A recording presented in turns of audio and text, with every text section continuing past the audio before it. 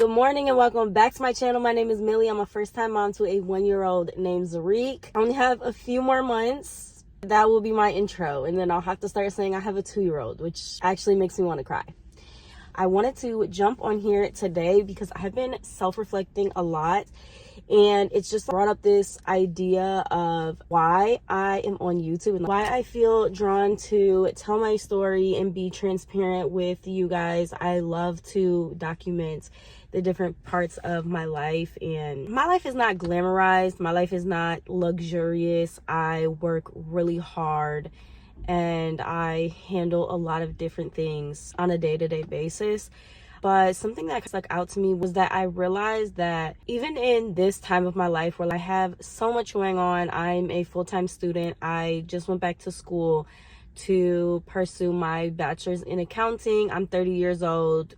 Career change at 30 is crazy. Anyways, I'm a single mom. My son is 1. There's just a lot going on. I still work full-time, so just handling everything, and then also taking care of my mental health, which is so important to me and absolutely a priority. I realized that as much as I look at my situation and I'm like, I am not in a good place, as in my lifestyle is just not in a place that nobody would want to be in my position, right? Like, nobody would want to be in my position. But then I got to thinking about it, and honestly, that is not true. There's always somebody who is looking at your life as the life that they want to live. And I had to really stop and understand that that was true. To think that my life, and don't get me wrong, I'm very happy. I love my life. I like to work hard. I love my son, and my number one thing in life is being a mom. I love it so much. There's literally nothing I love more than having my son. I like to work hard. I like to feel productive in the fact that I am now going to school and I'm a student.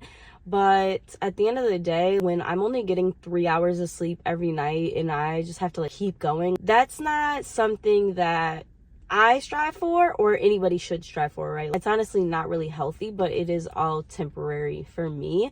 Not to say that my lifestyle that I have now does not have pros and cons, but I just honestly feel like when you focus on the bad parts of your situation, it's hard to see that anybody would. So my point in bringing this to your attention is to basically say, don't ever be ashamed of your story. Don't ever be scared to tell your story. Don't ever think that your story cannot be the door to someone else's future and what they want to strive for. Honestly, me being a single mom, a lot of people would look at that, and I've literally had so many comments on here. I'm not gonna lie, YouTube is reckless in the comments. Like, there's the most trolls in the comments, but I've had a lot of comments saying that I'm a low value woman because I am a single mom, and that's fine. If anybody thinks that, I would love for them to keep that opinion and definitely not date or be with any single moms and leave us the fuck alone, because we really, I don't think, care, especially about the trolls on YouTube. Or we shouldn't, at least. If you do, don't believe trolls on YouTube or any social media, or even trolls in real life, because those are called bullies. But being a single mom is obviously not something that anybody wants to be, anybody strives to be. But when you look at it from a different perspective, obviously I wanted to give my son a 2-parent home, but that just didn't work out. That wasn't in the plan.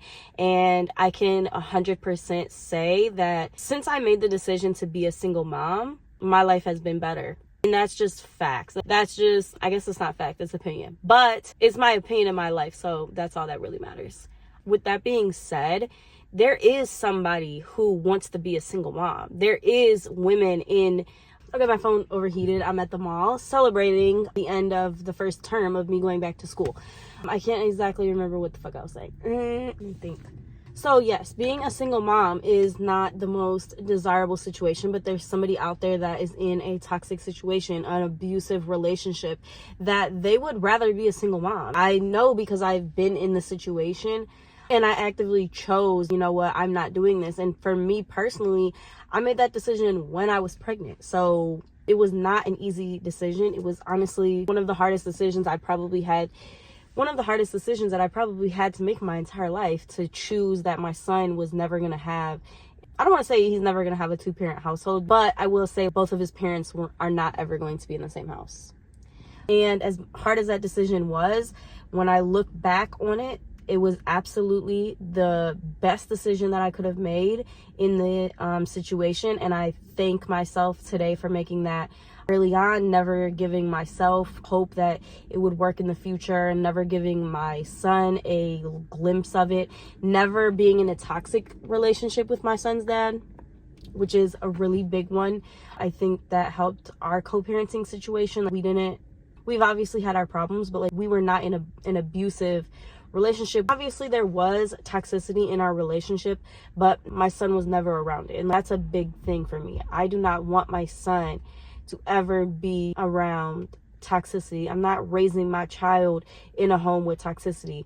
And to do that and make those statements and have those boundaries for my son, I'm a single mom, and that's just what it is. That is just the give and take of my situation, and I would rather be a single mom, just to be transparent. A lot of people think that when I made that decision that it was selfish. They think that why would I not want to have a family with my son's dad? But at the end of the day, that was going to be a broken family whether we were together or not. And I had very strong reasoning that we were never going to be together anyway. It's the same thing as me going to school, me having a career change at 30, which I worked the same job from when I was 18 until I was 28. So I worked for that job. I worked for that company for 10 years. And then when I was 28 or maybe 27, I can't remember. Anyways, I worked in the auto industry, and if you don't know, the auto industry is pretty up and down. It's pretty down right now. So I did get laid off in 2021, and I got this new job that I'm working now. I don't hate my job, but I want a better life for me and my son. I need something that can sustain a one-person income and still not have to sacrifice on things for my child, which is really more important to me. I like to travel, things like that. I don't need expensive materialistic things, but I do want to buy a nice home for my son to grow up in and be able to travel the world. And then anything that he needs, I don't want it to be like, where is that money going to come from? So that's my main objective of doing a career change, as well as getting a better schedule. The job that I'm at now just doesn't have good scheduling, but like that, I wouldn't really need a career change. I would just need to like do a job change.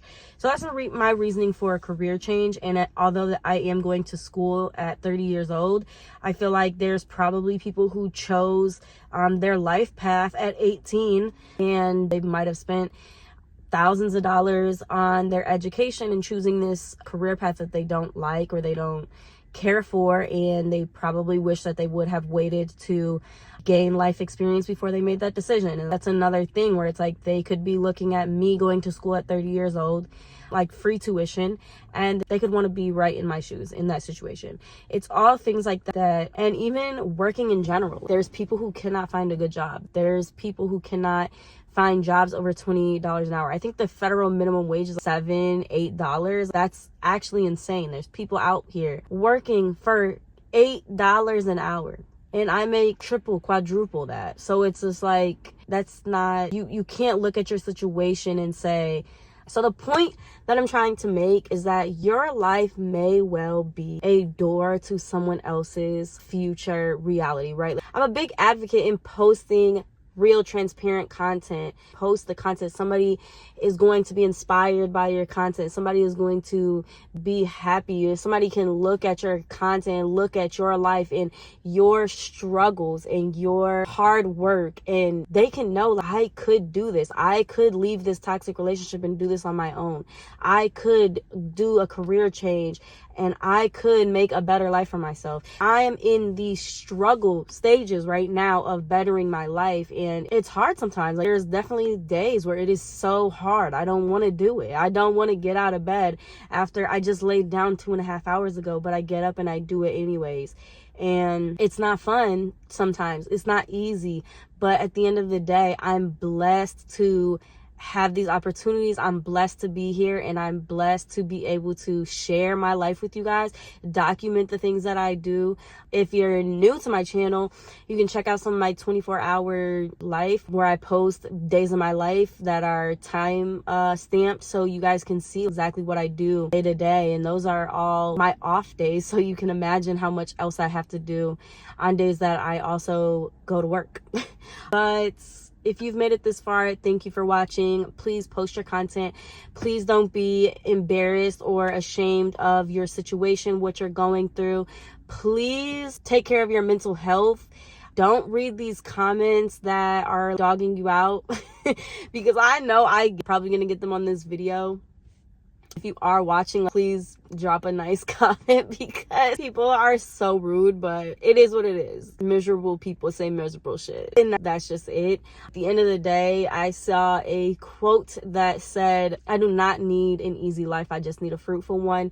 And I resonate with that, but very much. So please post your content, document your life. Even if you aren't going to post your content, document your life so that you can look back and see all of the growth that you have and understand like that is possible for you. And if you are watching this and you think that you cannot leave a toxic relationship, you don't want to be a single parent, you don't want to advance your career, you don't want to fail, you're scared to fail, you're scared to take the risks, I'm here.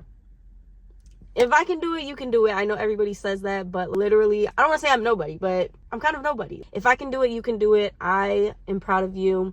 If you need, you can always hop over to TikTok or my Instagram and DM me if you need any inspiration, any support. I'm here to support everybody, especially those who support me.